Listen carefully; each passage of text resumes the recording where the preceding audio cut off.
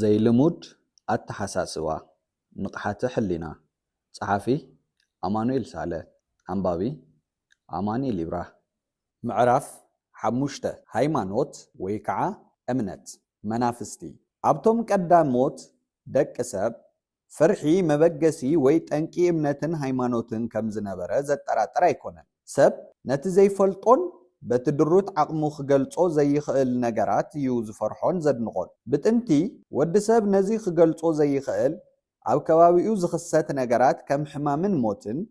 بركن نقودقادن من كتكات مدرن مقرات صحاين أو لون نفاسن قاشاو حجن وزاته بزرقيوم مقابرتي يفتصمو خمز نبرو غيرو يقمت نيرو نتي تقبار يرؤيو اللو جن نتي قواري كريو يكعلن سلازي اتقواري حدا زي الرأى نقر يلو بمئمان عبزوم زي الرأيو نقرات وي منافستي كعمن جمرة كوم اون بقصبات زغطلو انسساتات كم تمن ويكعا عنكرويت ويون تقباراتهم زقرمو مقوي زهبوو وي بحيلهم زدنقوم انسساتات كم هبي لام أنبسا نعاتاتهم زوكل مسلتات بمسراح مسواتي خقربالو من كلمنو من كمحصانو من موائل حليفوي ترفنا يزي امنتات زي عبقي زينا عبقلا دحورات هزبي الرأيو اتزم اللخ عبال منافستي ويك عاطاوت انت ايو كم مسواتي زدلي نسو مقبي عطان بيت مقدس عوارق يدلي جن اتي خاب كلو زعابي زدليو نجر هيوت سبي بزي مسارات زي اتوم امنتي ندقوم كسوؤو دحرا يولون نبرو يخون انبر نتدليتاتن بحرياتن منافستي بقربا خوينو زترقمن زتقبرن ساب كهلو قدن ينيرو ازي ساب مبقول نايتي مجمريا قهن يو خبهالي كعال سلازي اتوم امونغو سواتن منافستن كوينوم زنطفو زنبرو كفال هزبي كم كهنات كوينوم نسقاون منفساون هيوت سوات كقوطاصرو جمر كمتي يابل علي تبهله فرحي مبقس هايمانوتن امنتن فرحجن كلت عينتيو اتقداماي كم تبل علي تبهله كخون كلو اتخالأي جن نتفتاريخا بقبؤ مسفلتقا اتحدرو وي زحدركا فرحيو እዚ ፍርሒ እዚ ካብቲ ኣብ መንጎኻን ኣብ መንጎ ፈጣሪኻን ተፈጢሩ ዘሎ ጋግ ወይ ርሕቀት ዝነቐለ ክኸውን ይኽእል እዩ እምበር ዶ ካብዚ ዓለም ምስ ሓለፍኩ ናብቲ ዝነበርክዎ መበቆላዊ ህልውናይ ክምለስ እየ ወይስ ብኦቢለ ክጠፍእ እየ እምበር ዶ ኣምላኽ ይቕበለኒ ይኸውን ወዘተ ዝብል ዓይነት ፍርሒ እዩ እዚ ፍርሒ እዚ ከዓ ቅኑዕ ፍርሒ ክበሃል ይከኣል ኣብዚ ግን ክርስዕ ዘይብሉ ኣገዳሲ ነጥቢ ኣሎ شحقوا فرحي مبقسي هايمانوت انت نبرا اتينا امرو سب شفينو زنبرا افناون دم نفساون فرحي بتمكرون بقلاوي مرمرن نحاسسة مسكدة ود سب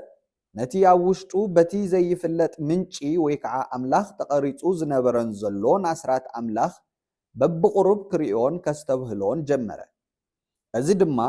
ابقالياتهم قلولات ويكعا ديتاتشد سوات مستي أملاخاوي أسر متأسسار وي فقري كحدر كعلا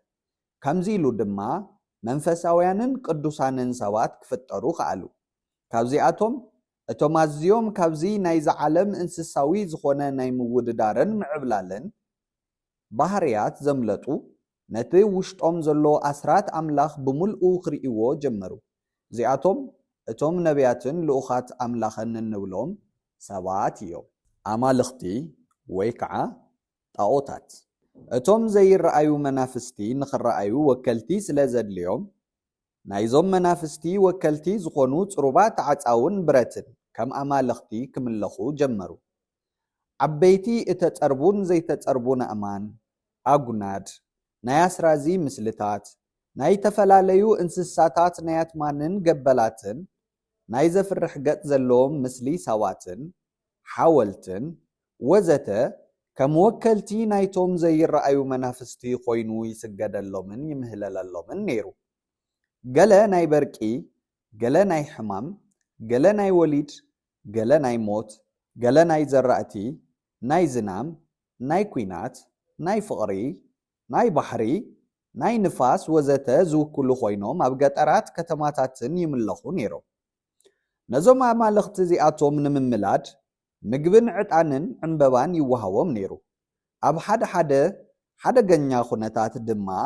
ከም መስዋእቲ መጠን ከብቲ ይሕረደሎም ነይረን። እቲ ዘንጸላሉ ሓደጋ ከቢድ ምስ ዝኸውን ግን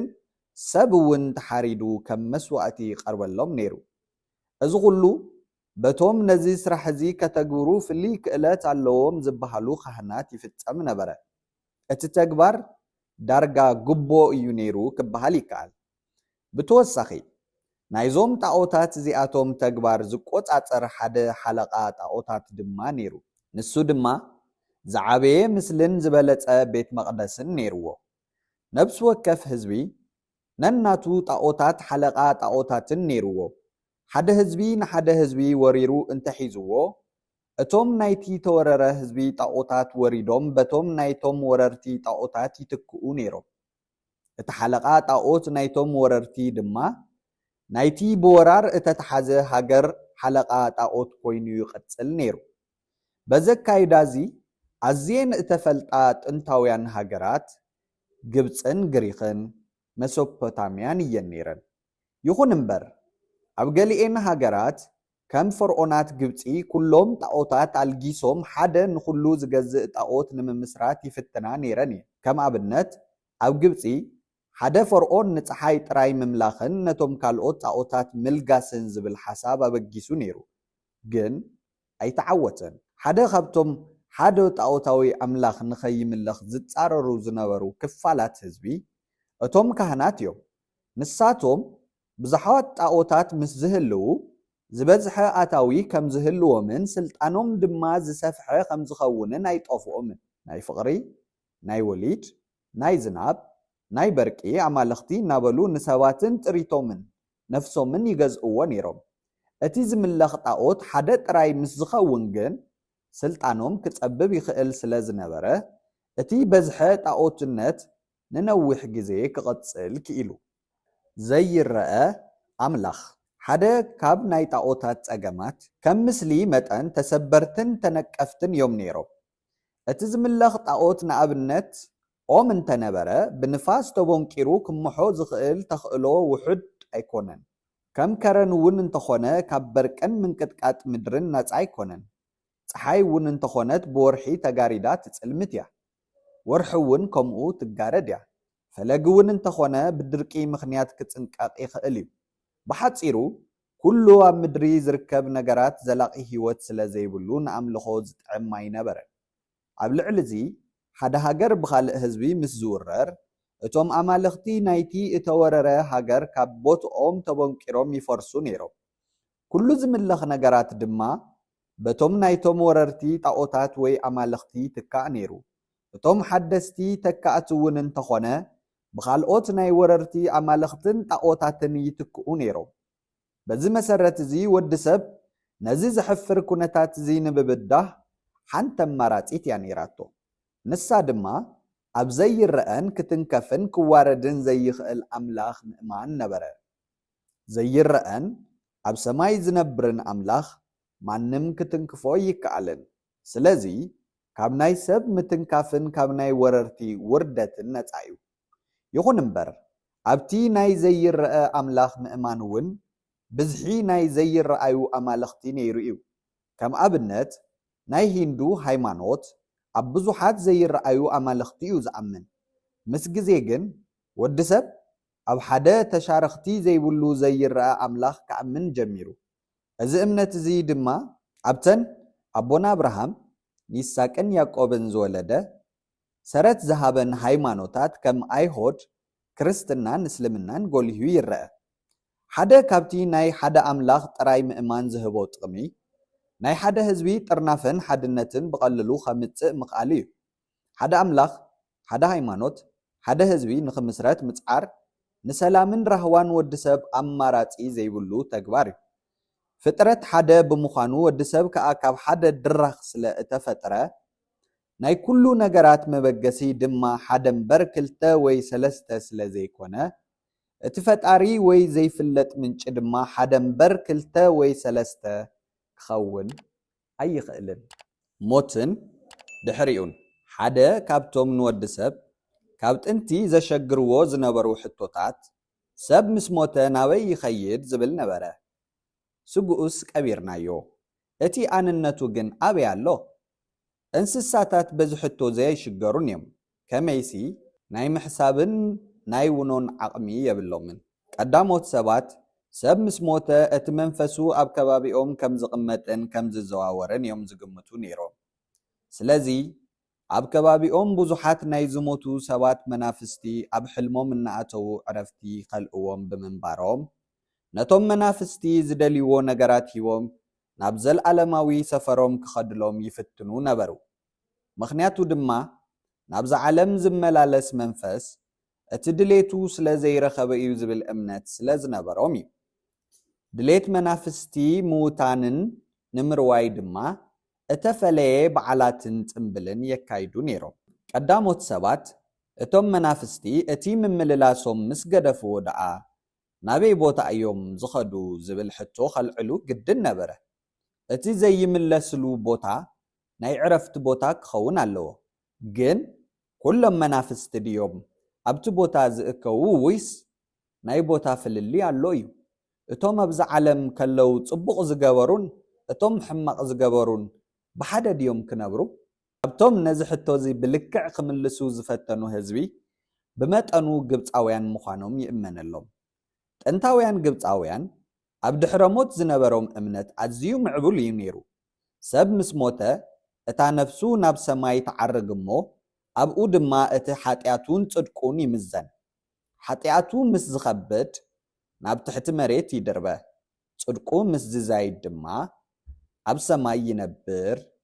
ይብሉ ነበሩ ጥንታውያን ግሪኻውያን እውን ተመሳሳሊ እምነታት ነይርዎም ምስ ምሕላፍ ግዜ ግን እቲ ናይ መንግስተ ሰማይን ገሃነም እሳትን ኣምር እናማዕበለ መጺኡ ይኹን እምበር እቲ መሰረታዊ ትሕዝትኡስ ኣይተለወጠን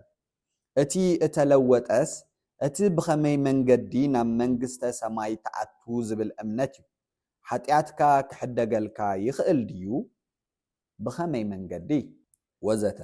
ኣብዚ ሕቶ እዚ እቶም ካብ ኣምላኽ ከም እተለኣኹ ዝእመነሎም ቅዱሳን ሰባት ንመንግስተ ሰማያት ዘእቱ እተፈላለየ መንገድታት ኣቕሪቦም እዮም እቲ ኣብ ዓለም ኣብ መንጎ እተፈላለያ ሃይማኖታትን እምነታትን ልሙድን ብበዝሒ ዝእመነሉን ናይ ሓጢኣት ምቕናስን ወይ ምሕዳግ ኣገባባት ግን ጾምን ጸሎትን ጽቡቕ ምግባርን ይመስል ሓጢኣትን መቕጻዕትን ሓጢኣት ማለት ካብቲ ኣብ ውሽጥኻ በቲ ዘይፍለጥ ምንጪ ወይ ኣምላኽ እተቐርጸ ሕግታት ምውፃእ ማለት ክኸውን ይኽእል ኩሉ ካብቲ ኣብ ውሽጥኻ ዘሎ ኣምላኻዊ ባህርያት ዘርሕቐካ ሓሳባት ወይ ተግባራት ግን ከም ሓጢኣት ክቁጸር ይኽእል ኣምላኽ ነቲ ኣብ ውሽጥኻ ዘንበሮ ኣሰሩን ሕግታቱን ጋድጂን ንህላውነትካን ንቐጻልነትካን ክዕቅብ ማለት እዩ ስለዚ ብኻልእ መንገዲ ኩሉ ንዕቃበን ቀጻልነትን ወዲ ሰብ ዝጻረር ዘበለ ሓሳባትን ተግባራትን ከም ሓጢኣት ክቁጸር ይኽእል ንእንስሳታት ንምዕቃቦም ዝጻረር ተግባር እንተሎ ካብቲ ደመ ነፍሶም ምስ ዝወፁ ጥራይ እዩ ይኹን እምበር እንስሳታት ስለ ዘይሓስቡ ኣንጻር ደመ ነፍሶም ክነጥፉ ኣይኽእሉን ስለዚ እንስሳታት ሓጢኣት ኣይፈልጡን እዮም ክበሃል ይከኣል ኩሉ ዝገብርዎ ዘበለ ብደመ ነፍስ እተዓብለለ ስለ ዝኾነ ካብኡ እውን ስለ ዘይወፁ ንኣቶም ዝኾነ ተግባር ሓጢኣት ክኸውን ኣይኽእልን ፈሊጦም ዝገብርዎ ነገር የልቦን እቲ ዝገርም ግን ወዲ ሰብ በቲ ንእንስሳታት እተወሃቦም ደመ ነፍስ ክኸይድ ከሎ እዩ ከም ሓጢኣት ዝቁጸረሉ ከመይሲ በቲ ናይ እንስሳታት ደመ ነፍሲ ብምኻድ ዓሌቱን ዘርኡን ኣብ ክንዲ ምዕቃብ ናብ ምጽናት መንገዲ ከዘንብል ዝኽእል ስለ ዝኾነ ሓደ ግሩም ኣብነት ሓጢኣትን ወይ ከዓ ሕጊ ምፍራስን ጥፍኣትን ከምዚ ዝስዕብ እዩ ወዲ ሰብ ንኣከባቢኡ የበላሹ ነቲ ሚዛን ፍጥረት ድማ የዘናብሎ ከም ሰዓቤን ድማ ዓለማዊ ረስኒ ወይ ግሎባል ዎርሚንግ ይኽሰት እዚ ከዓ ድርቅን ምጥልቕላቕን ካልእ ዘይተደለየ ኣየራዊ ኩነታትን ብምፍጣር ንጥፍኣት ወዲ ሰብ ምኽንያት ይኸውን ብኻልእ መንገዲ ድማ ፋሉል ጸወታዊ ርክባት ምስቲ ውሽጣዊ ሕጊ ዘይኸይድ ነቲ ሕብረተሰብ ዝኣስርን መሰረት ዓንድን ዝኾነ ስድራ ቤት ይብትኖ ናይ ቤተሰብ ምፍራስ ናይ ማሕበረሰብ ምፍራስ ይኽትል ናይ ማሕበረሰብ ምፍራስ ድማ ነቲ ንዘበናት እተሰረተ ስድራ ቤታዊ ክብርታት ፋሚሊ ቫልዩስ የጥፍኦ ሳዕቤኑ ድማ ህውከትን ግርጭትን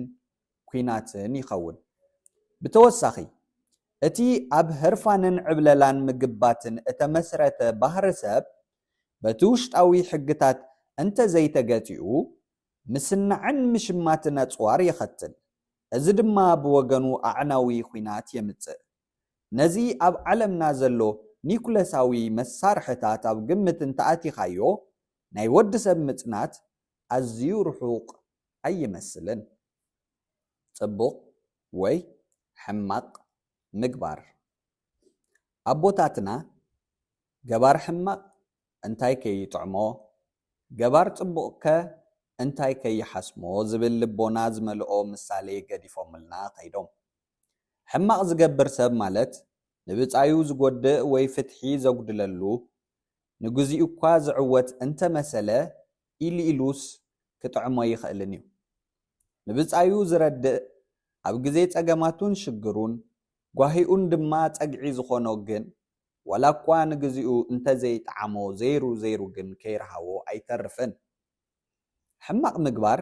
በቲ ሕማቕ ተግባርካን ወዲ ሰብ ኣብቲ ናብ ሰላምን ሓድነትን ዝወስዶ ናይ ዕቤት መንገዲ ተዕንቅፎለኻ ማለት እዩ ወዲ ሰብ ኣብዚ ዓለም ጋሻ እዩ ኣብዚ ዓለም ከም ጋሻ ኮይኑ ዝጸንሐለን ዓመታት ካብ 90 ክሳብ 100 ዓመታት ኣይበዝሓን እዩ ኣብዚ ዓለም ምምጽኡ ነቲ ንኽነብር ብማለት ዓለም ካብኡ እትደልዮ ናይ ውድድርን ስስዕን ዕብለላን ባህርያት ተቓሊሱ ነቲ ናይ ምትሕብባርን ስኒትን ፍቕርን ባህርያት ኣኻዕቢቱ ምስቲ ቅድሚ ኣብዚ ዓለም ምምጽኡ ዝነበሮ መለኮታዊ ሓድነት ንምሕዋስ እዩ እምበኣር ወዲ ሰብ ነዚ ኣብ ዓለም ዝቐረበሉ እተፈላለየ መፈንጠራታት ብምስጋር እዩ ጉዕዝኡ ዝቕጽል ኣብዚ ጉዕዞ እዚ ድማ ዘጽናዕንዖን ዝድግፎን መለኮታውን ሰብኣውን ረድኤት ክጽበ ባህርያዊ ወይ ንቡር እዩ ይኹን እምበር እቲ ገባር ክፉእ እዩ ነቲ ተጓዓዛይ ኣብ ሽቱኡ ወይ ዕላምኡ ንኸይበጽሕ ጸገማት ዝፈጥረሉ ብኣንጻሩ ግን እቲ ዝፍጠር ጸገማት እውን ብወገኑ ነቲ ተጓዓዛይ ከበርትዖ ይኽእል ስለ ዝኾነ ነቲ ገባር ክፉእ ድማ ዘይጠቕሞን ዘይረውሖን ስለ ዝኾነ ዘይሩ እቲ ዝጉዳእስ እቲ ገባር ክፉእ ደኣ እምበር እቲ ገባር ጽቡቕስ በታ ቅንዕቲ መንገዲ ክጓዓዝ ዝደሊ ምንም እኳ በቲ ገባር ክፉእ እንተተደናጎየ ናብቲ ዕላምኡ ይበጽሕ እዩ ኣብዚ ግን እቲ ገባር ክፉእ ዝረስዖ ሓደ ነገር ኣሎ ንሱ እውን ኣብዚ ዓለም መምጽኡ ከምቲ ኣብ ላዕሊ ተጠቐሰ ነቲ ንኽነብር ብማለት ኣብ ዓለም ካብኡ እትደልዮ ናይ ውድድርን ስስዕን ዕብለላን ባህርያት ተቓሊሱ ነቲ ናይ ምትሕብባርን ስኒትን ፍቕርን ባህርያት ኣኻዕቢቱ ምስቲ ቅድሚ ኣብዚ ዓለም ምምጽኡ ዝነበሮ መለኮታዊ ሓድነት ንምሕዋስ እዩ ግንከ ንኻልኦት መንገዲ እናዓንቀፈ ንርእሱ ከሰጉም ይኽእል ዶ ኣይኽእልን እቲ ገባር ጽቡቕስ ብዓቕልን ትዕግስትን ፍቕርን ብስቓይን ናብቲ ሽቱኡ ክበጽሕ እዩ እቲ ገባር ክፉእ ግን ነተውሽጡ ዘሎ ናይ ውድድርን ስስዕን ዕብለላን ባህርያት ከሸንፎ ብዘይምኽኣሉ ነቲ ተልእኽኡ ከይፈጸመ ናብቲ ዝነበሮ ሕጂ ግን ረሲዕዎ ወይ ተለዊጥዎ ዘሎ ቦታ እዩ ዝኸይድ ተኣምራት ኣብ ዩኒቨርስ እንተተመልከትና ኩሉ ብሕጊ እዩ ዝኸይድ ኩሉ ነናቱ ተፈጥራዊ ሕጊ ኣለዎ ብፋሉላዊ መንገዲ ዝምራሕ የልቦን ቃሕ ከም ዝበሎ ዝነጥፍ ነገር የልቦን እቲ ሕግታት ግን ገሊኡ ክትርድኦ ቀሊል ክኸውን ከሎ ገሊኡ ድማ እተሓላለኸ እዩ ይኹን እምበር ካብቲ ሕጊ ገለ ምስ ዝጠሓስ ሕንፍሽፍሽ ወይ ከዓ ኬዮስ እዩ ዝፍጠር ሓደ ካብቲ ባህርያት ፈጣሪ ድማ ሕግን ስርዓትን እዩ ፀሓይ ትማሊ ብምብራቕ በሪቓ ጽባሕ ድማ ብምዕራብ እንተትበርቕ ድሕሪ ጽባሕ ድማ ብሰማይ ኮይና ሸኾርተት ክትብል እንተትውዕል በየናይ መንገዲ ኢና መዓልትታትና ሰሙናትና ኣዋርሕናን ክንቆጽር ንኽእል? ኣብ ሰማይ ደው ኢላ እንተትቕንኸ ከም ኣረስቶ ኣይመሓረርናን ዶ? እቲ ናይ ዩኒቨርስ ፈጣሪ እቲ ዘይፍለጥ ምንጪ እቲ ንኹሉ ነገራት ዘንቀሳቕስ ፈላሚ ሓይሊ ንባዕሉ ሕጊ ስለ ዝኾነ ካብ ሕጊ ክወፅእ ይኽእልን። ግን ከዓ ኩሉ ዝኽእል ስለ ዝኾነ ካብ ሕጊ ድማ ክወፅእ ይኽእል እዩ ምባል ይከኣል እዩ። በዚ መሰረት እዚ ወዲ ሰብ ኣብዚ ኩሉ ኽኣልነትን ካብ ሕጊ ወፃእነትን ኣምላኽ ብምውካስ እዩ ኣብ ተኣምራት ዝኣምን። ኣብዚ ግን ሓደ ሕቶ ክለዓል ይኽእል። ስለምንታይ ተኣምራት ኣድለየ? እቲ ተፈጥራዊ ሕግታት ዩኒቨርስ ስለምንታይ ንግዚኡ ክፈርስ ተደልዩ? ገለ ሰባት ነዚ ክምልስሉ ከለዉ ተኣምራት ነቲ ናይ ኣምላኽ ሓይልን ኩሉ ኽኣልነትን እዩ ዝገልጽ ይብሉ። ብሓፂሩ ኣምላኽ ነቲ ባዕሉ ኣብ ፍጥረት ዘስረጾ ተፈጥራዊ ሕግታት ብምስባር ፀሓይ ኣብ ሰማይ ከም እትቐውም ብምግባር ኣድጊ ከም እትዛረብ ብምግባር ኣብ ልዕሊ ማይ ብምኻድ ንዝሞተ ብምትንሳእ ሓይሉን ስልጣኑን የርእየሎ ከም ማለት እዩ። እስኪ ህድእ ኢልና ንሕሰብ። እቲ ንፀሓይን እንስሳታትን ማይን ህይወትን ፈጢሩ እንብሎ ኣምላኽ ንምንታይ እዩ ስልጣኑ ንምግላፅን ንምርግጋፅን ነቲ ኣብ ፀሓይን እንስሳታትን ማይን ህይወትን ዝቐረጾ ሕግታት ኣብ ገለ ተወሰነ ኩነታት ከፍርሶ ዘለዎ? ከምዚ ምባል ንፈጣሪ ኣብ ናይ ሰብ ደረጃ ከም ምውራድ ይመስል። ርእሰ ተኣማንነት ወይ ሶልፍ ኮንፊደንስ ዘይብሉ ሰብ እዩ ንሓደ ነገር ደጋጊሙ ከእምነካን ከርድአካን ዝፍትን። እሞኸ ከምዚ ብምባልና ነቲ ፈጣሪ እንብሎ መለኮታዊ ሓይሊ ናብ ናይ ወዲ ሰብ ደረጃ ነትሕተዶ የለናን? ንሓደ ሓኪም ኣሚንካ መጥባሕቲ ከካይደልካ ኣብቲ ናይ መጥባሕቲ ዓራት በጥ ትብል ሓኪም ምዃኑ ስለ ዝኣመንካ ኢኻ ንናውቲ ከብድኻ ብኻራ ክብጣሕ ኣሕሊፍካ ሂብካዮ ዘለኻ። እቲ ሓኪም ግን ሓኪም ምዃኑ ንኽእምነካ ዝገበሮ ሽሕራዊ ነገር የልቦን። ምናልባት ሓኪም ምዃኑ ክእምነካ ኢሉ ብዙሕ ሓተፍተፍ እንተዝብል ወይ ሰርተፍኬቱ ከርእየካ እንተዝፍትን እቲ ኣብኡ ዘለካ እምነት ምጎደለ እምበር ኣይመወሰኸን። ሓኪም ምዃኑ ዝኣመንካስ ጻዕዳ ጋውን ተኸዲኑ ኣብቲ መድረኽ መብጣሕቲ ደው ኢሉ ምጽንሑን እተን ነርስታት ድማ ካራታት ከቐብልኦን ኣብ ዙርያኡ ድማ ላዕልን ታሕትን ክብላ ምስ ረኣኻ እዩ። ኣይፋልን ህላዊ ኣምላኽን ስልጣንን ሓይሉን እንእመንሲ ካብኡ ስለ ዝመፃናን ናብኡ ስለ ንምለስን እምበር ካልእ ምኽንያት ክህልወና ይግባእን። ንፈጣሪ ድማ እቲ ስፍሓትን መስተንክር ዝመልኦን ፍጥረቱ ባዕሉ ምስክሩ እዩ። ካልእ ምድራውን ሓላፍን ምስክር የድልዮን። ናይ ፀሓይ ምስክር ባዕላ ፀሓይ እያ ማለት እቲ ሙቆታን ብርሃናን እዩ ምስክራ። ናይ ፈጣሪ ምስክር ድማ ፍጥረትን ኣብኡ ዘሎ ኩሉን ብምልኡን እዩ። እምበኣር ኣምላኽ ፍቕሩን ስልጣኑን ግዝኣቱን ንኸርእይ ኣብ ተኣምራት ተመርኮሰ ምስክርነት ዘድልዮ ኣይኮነን። እቲ ጽሩይ ዝልቡስ ናብ ኣምላኽ ንኽኣምንን ኩሉ ናብኡ ክገድፎን ተኣምራት ወይ ትእምርቲ ሰማይ ኣየድልዮን እዩ። ንምድምዳም እቲ ዝዓበየ ተኣምራት ሓደ ሰብ ጉሒላን ቀታሊ ሰብን ሰብ ዝፈንፈኖን ነይሩስ ብገለ ቅዱሳን ካብ ዓለም እተገለሉ ሰባት ይኹን ብገለ ቅዱሳን መጽሓፍቲ ተደሪኹ ነቲ እንስሳዊ ባህርያቱ ገዲፉ ናብቲ ጥንታዊ መንነቱን መበቀሉን ዝኾነ ኣምላኻዊ ባህርያቱ ክምለስ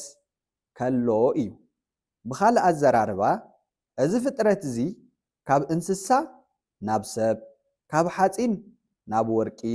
ካብ ምዉት ናብ ህያው